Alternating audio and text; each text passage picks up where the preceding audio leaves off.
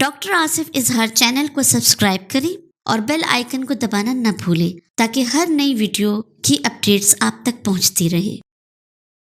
नहमदुहु व नसल्ली अला रसूलिल करीम, अम्मा बाद, फ़ऊज़ु बिल्लाहि मिनश शैतानिर रजीम, बिस्मिल्लाहिर रहमानिर रहीम। कॉमनली यूज़ होने वाली ड्रग्स के हवाले से जो हम आपको मालूमाती वीडियोस पहुंचा रहे हैं, उस हवाले से आज ये एक और वीडियो, एक और कॉमनली सर्च की जाने वाली और एक और कॉमनली यूज़ की जाने वाली जो ड्रग है उसके हवाले से मैं आपसे जिक्र करने लगा हूँ, जो है आइट्रोकैनाज़ोल। जो आइट्रोकैनाज़ोल है ख़वातीन हज़रात, वो क्या चीज़ है, कौन से ग्रुप से ताल्लुक़ रखती है, उसकी डोजेज क्या है, वो किस चीज़ के लिए इस्तेमाल होती है, उसके पॉसिबल साइड इफ़ेक्ट्स और इंटरेक्शंस क्या हैं, और अगर आप उसको इस्तेमाल करते हैं आपको क्या क्या प्रॉब्लम्स हो सकती हैं। सो इस हवाले से ये वीडियो एंड तक लाजमी देखें। आइट्रोकैनाज़ोल जो है ख़वातीन हज़रात, ये एंटी फंगल एक दवाई है जो फंगल इन्फेक्शंस के लिए आपका डॉक्टर आपको तजवीज़ कर सकता है।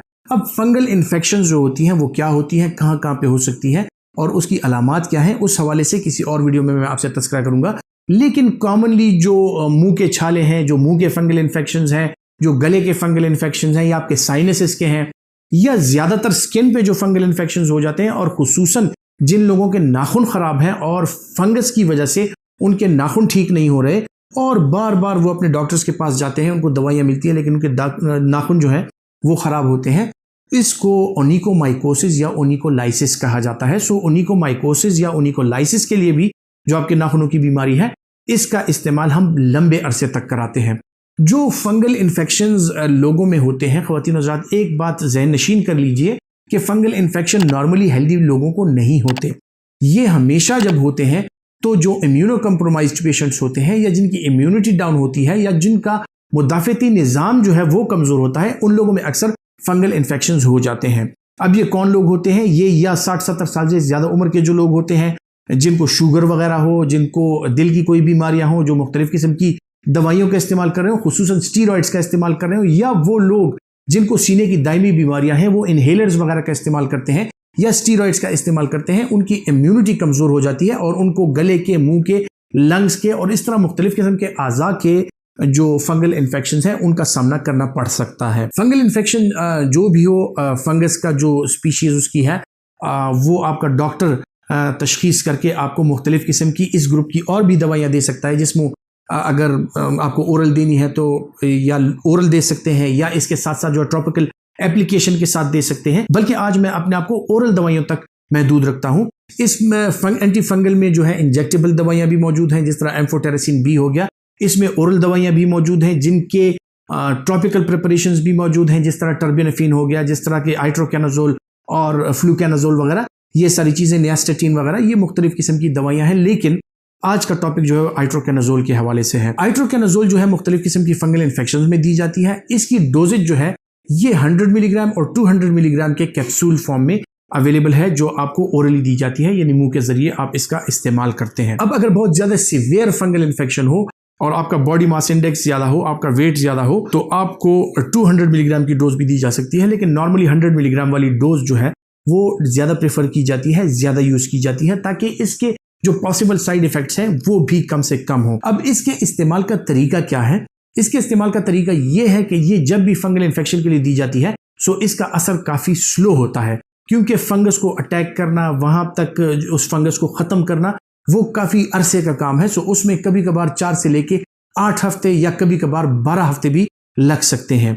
जिस तरह के आपके हाथों के नाखून के अगर आप इसका इस्तेमाल कर रहे हैं, तो हाथों के नाखून जो है जब तक रूट से बढ़े ना और जब तक नए नाखून नहीं आए, तो पुराने नाखूनों में ये बीमारी रहती है। सो हाथ के नाखूनों के लिए कभी कभार हम इसका इस्तेमाल 3 महीने, और जो पाँव के उंगलियां हैं उनके जो नाखून हैं उनमें इसका इस्तेमाल कभी कभार 6 महीने तक हम करा सकते हैं। अब अगर आप इसका इस्तेमाल कर सकते हैं, आइट्रोकैनाज़ोल का इस्तेमाल जो है वो 2 तरीके से किया जाता है।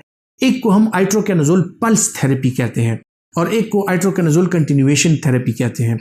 आइट्रोकैनाज़ोल की जो पल्स थेरेपी है वो इस तरह होता है कि हर महीने का जो पहला हफ्ता होता है, उस हफ्ते के लिए 7 दिन मुसलसल हम आपको ये दवाई इस्तेमाल करा के और फिर 3 हफ्ते की छुट्टी आपको दे दी जाती है। सो आप 1 हफ्ते तक इस दवाई का जो मैक्सिमम डोज है उसका इस्तेमाल करते हैं और 3 हफ्ते फिर ये दवाई नहीं खाते। सो इसको पल्स थेरेपी कहा जाता है। और इसी तरह तकरीबन 3 से 4 महीने तक ये दवाई आप हर महीने के पहले हफ्ते में खाते हैं और 3 हफ्ते आप नागा करते हैं। दूसरी जो किस्म है कंटिन्यूएशन या कंटिन्यूअस जो इसकी ट्रीटमेंट होती है वो ये होती है कि आपको दिन में 1 गोली रोज़ाना खानी पड़ती है और ये आप तकरीबन 4 से 6 या 8 हफ्तों के लिए इसका इस्तेमाल कर सकते हैं। अब अगर आप इस दवाई का इस्तेमाल करते हैं तो आपको किन किन चीज़ों में एहतियात बरतनी ज़रूरी है कि कौन सी ऐसी दवाइयाँ हैं जिसके साथ आप ये दवाई नहीं लेंगे। जो मुख्तलिफ़ किस्म की एंटी कन्वल्सेंट दवाइयाँ हैं जो कि मुख्तलिफ़ किस्म के झटकों की बीमारियों के लिए इस्तेमाल होती है, उनका जो इस्तेमाल है ये आप आइट्रोकेनाज़ोल के साथ नहीं कर सकते। अगर आप उनका भी इस्तेमाल करते हैं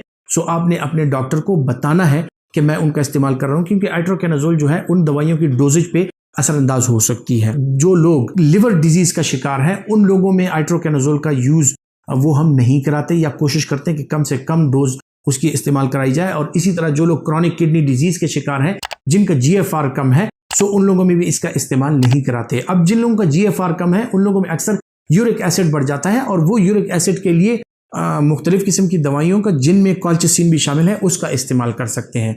कॉल्चिसिन जो है वो भी आइट्रोकेनाज़ोल के साथ कॉन्ट्राइंडिकेटेड है और ऐसे लोग जिनका यूरिक एसिड लेवल बढ़ा हुआ है उनके लिए वो कॉल्चिसिन का इस्तेमाल करते हैं। उन लोगों के लिए भी एक तंबीह है कि वो आइट्रोकेनाज़ोल का इस्तेमाल कॉल्चिसिन के साथ ना करें, क्योंकि ये आपस में कॉन्ट्राइंडिकेटेड है, आपस में इनका इंटरेक्शन होता है। जिस तरह मैंने बताया कि इस ड्रग का इस्तेमाल हम ज़्यादा अरसे के लिए कराते हैं, ज़्यादा अरसे में हो सकता है कि इसकी जो पॉसिबल साइड इफ़ेक्ट्स हैं वो भी ज़्यादा हों। इसके पॉसिबल साइड इफ़ेक्ट्स में ये हो सकता है कि आपको फैटी लिवर हो सकता है, आपके लिवर एंजाइम्स जो है वो डिरेंज हो सकते हैं। इसके अलावा आपकी स्किन खुश्क हो सकती है, खुसूसन जो आपके होंठ हैं वो इंतहाई हद तक खुश्क हो सकते हैं और यहाँ तक खुश्क हो जाते हैं कि वो उनमें टूट फूट का शिकार हो जाते हैं और आपकी स्किन ख़राब हो सकती है। ये जो है आइट्रोकेनाज़ोल के साइड इफ़ेक्ट्स हैं जो ज़्यादातर लोगों में होते हैं। इसके अलावा मुंह का खुश्क होना, इसके अलावा जो पेट की मुख्तलिफ़ किस्म की बीमारियां हैं जिस तरह के पेट का ख़राब हो जाना, पेट का फूलना और गैस का अखराज जो है वो ज़्यादा हो जाता है और इसके साथ साथ जो है गैस्ट्राइटिस और उल्टियाँ आने का जो अमल है वो आपको हो सकता है। आपका डॉक्टर जो है वो जब भी आपको ये दवाई तजवीज़ करता है उससे पहले आपके कुछ बेसलाइन टेस्ट कराने होते हैं उसको, और अगर आपकी सेहत मुकम्मल तौर पे ठीक है वो आपको ये दवाई एडवाइस करता है। और इस दवाई के इस्तेमाल के दौरान भी आपका बाकायदगी से कम महीने में 1 दफ़ा मुआयना जो है वो ज़रूरी है, ताकि इसके जो पॉसिबल साइड इफ़ेक्ट्स हैं उसकी असेसमेंट के लिए हम आपका मुआयना करके आपको बता सकें कि खुदा न खास्ता इसके जो साइड इफ़ेक्ट्स हैं आप उसका शिकार तो नहीं है।